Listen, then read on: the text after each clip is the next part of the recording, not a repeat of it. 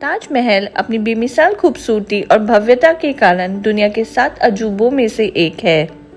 ताजमहल को मुगल शासक शाहजहां ने अपनी चहेती बेगम मुमताज महल के लिए उनकी याद में बनवाया था। इसे देखने दुनिया भर से सालाना लाखों पर्यटक आगरा आते हैं।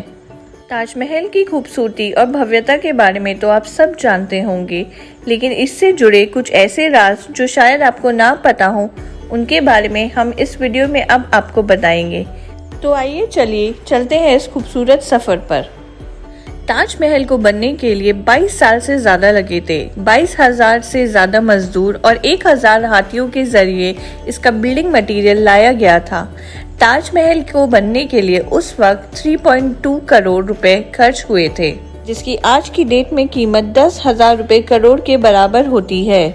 ताजमहल में 28 अलग अलग तरह के पत्थर और रत्न लगे हैं, जो श्रीलंका से लेकर चाइना और भारत के विभिन्न राज्यों से लाए गए थे। संगमरमर के सफेद पत्थर राजस्थान से लाए गए थे। तिब्बत से नीला रत्न यानी कि नीलम लाया गया था। श्रीलंका से पन्ना, पंजाब से जैस्पर और क्रिस्टल को चाइना से मंगवाया गया था।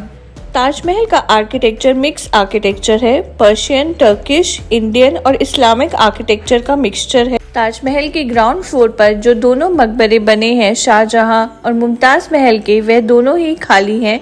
उनकी असली कब्र उन मकबरों के नीचे दफन की गई है, क्योंकि इस्लाम में ये माना जाता है कि आप मकबरों के ऊपर कोई भी कारीगरी नक्काशी नहीं कर सकते हैं, इसलिए उन्हें सिर्फ एक रिप्रेजेंटेशन के तौर पर ऊपर रखा गया है।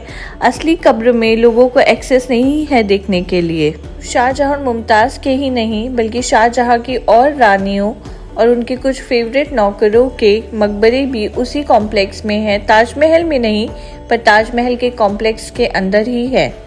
क्या आप जानते हैं कि शाहजहां ताजमहल को आगरा में नहीं, बल्कि मध्य प्रदेश के बुरहानपुर में बनवाना चाहते थे, जहां मुमताज महल की डेथ हुई थी, पर बुरहानपुर में सफ़ेद संगमरमर के न होने के कारण ही आगरा में इसको बनाने का फैसला लिया गया था। शाहजहां ने ये सफ़ेद संगमरमर का ताजमहल अपनी बीवी मुमताज महल की याद में बनवाया था और अपने लिए यमुना पार एक काले रंग का ताजमहल बनवाने के लिए सोच रहे थे, जहां उन्हें दफनाया जाता। लेकिन ये काले रंग का ताजमहल कभी नहीं बन पाया, क्योंकि उनके बेटे औरंगजेब ने उन्हें कारावास में भेज दिया था। जरा सोचिए, अगर ये भी बन गया होता तो आज यहाँ का दृश्य कैसा होता। ताजमहल दिन में कई बार अपना रंग बदलता है। ये रंग सन की डायरेक्शन और टाइम पे डिपेंड करता है।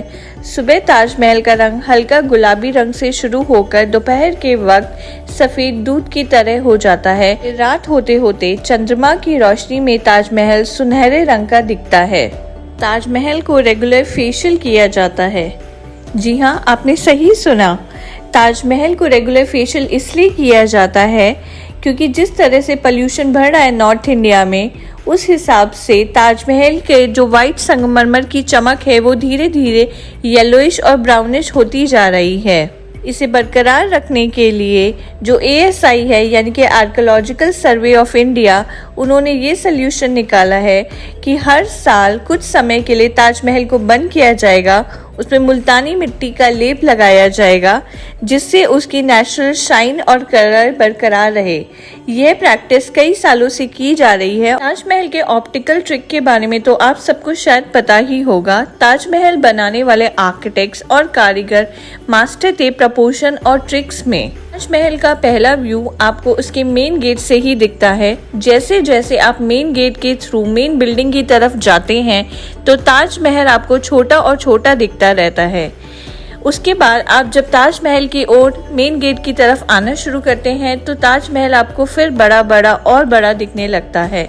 ये कहा जाता है कि ये इसलिए बनाया गया था ताकि लोग जब अपने साथ वापस जाएं तो ताजमहल को अपने दिल में लेकर जाएं। यदि ताजमहल को यमुना नदी के किनारे नहीं बनवाया गया होता तो ताजमहल की नींव कुछ ही सालों में ध्वस्त हो जाती और इस अजूबे को खड़ा रहना बहुत ही मुश्किल हो जाता। ताजमहल की नींव लकड़ियों से बनी हुई है। यमुना का पानी धरती के द्वारा ताजमहल की फाउंडेशन में मौजूद लकड़ी के ढांचे को नमी प्रोवाइड करता है, यानी कि मॉइस्चर, जिससे इसकी बुनियाद में मजबूती बनी रहती है। यदि ऐसा नहीं होगा तो लकड़ी की फाउंडेशन को मॉइस्चर न मिलने के कारण वह सूख जाएगी और ताजमहल कोलैप्स हो जाएगा। ताजमहल हर फ्राइडे को विजिटर्स के लिए बंद होता है क्योंकि इस कॉम्प्लेक्स में एक वर्किंग मॉस्क है जो हर फ्राइडे को विजिटर्स के लिए खुलती है। ताजमहल न सिर्फ एक प्यार की निशानी के रूप में जाना जाता है बल्कि इसका मास्टर प्लान लास्ट जजमेंट इन इस्लाम के रिप्रेजेंटेशन ऑफ पैराडाइस यानी कि स्वर्ग के प्रतिबिंब के अकॉर्डिंग बनाया गया है। ताजमहल के सारे फाउंटेन्स एक साथ वर्क करते हैं। हर फाउंटेन के नीचे एक टैंक लगा है जिसे एक टाइम पर एक साथ फिल किया जाता है। जब प्रेशर बिल्डअप हो जाता है तो सारे के सारे फाउंटेन्स एक साथ चलते हैं बिना किसी मशीनरी और मोटर के। ताजमहल की लंबाई कुतुब मीनार से भी ज़्यादा है। ये तकरीबन 5 फीट अधिक ऊंचा है कुतुब मीनार से। ताजमहल के ओर चारों मीनारें आपको देखने में परपेंडिकुलर लगती होंगी, लेकिन ऐसा है नहीं। ताजमहल की मीनारों का निर्माण इस तरह से किया गया है कि तेज भूकंप आने पर ये मीनारें कभी भी बीच में मौजूद ताजमहल के ऊपर नहीं गिरेंगी बल्कि बाहर की तरफ गिरेंगी। इसकी मुख्य वजह है कि भूकंप की स्थिति में ताजमहल की बनावट को कम से कम नुकसान पहुंचे। दुनिया में 10 से भी ज़्यादा रेप्लिका है ताजमहल के, लेकिन कोई भी ताजमहल की खूबसूरती को मैच नहीं कर पाता। शाहजहां ने दुनिया को एक ऐसी टाइमलेस ब्यूटी दी है जिसके बारे में बड़े से बड़े शायरों ने बहुत खूबसूरत शायरी लिखी है। कील बदायूनी ने कहा है, एक शहंशाह ने बनवा के हसी ताजमहल सारी दुनिया को मोहब्बत की निशानी दी है। इसके साए में सदा प्यार के चर्चे होंगे, खत्म ना हो जो वो कहानी दी है। एक शहंशाह ने बनवा कर हसी ताजमहल सारी दुनिया को मोहब्बत की निशानी दी है। अगर आपने अभी तक ताजमहल नहीं देखा है तो प्लीज़ जाकर इसकी खूबसूरती को देखिए कि कैसे दुनिया के 7 अजूबों में से एक है। आपको भी इससे प्यार हो जाएगा। हमारे चैनल को प्लीज़ सब्सक्राइब करिए, इस वीडियो को लाइक और शेयर करिए। हम और इंटरेस्टिंग वीडियोस आगे लाते रहेंगे।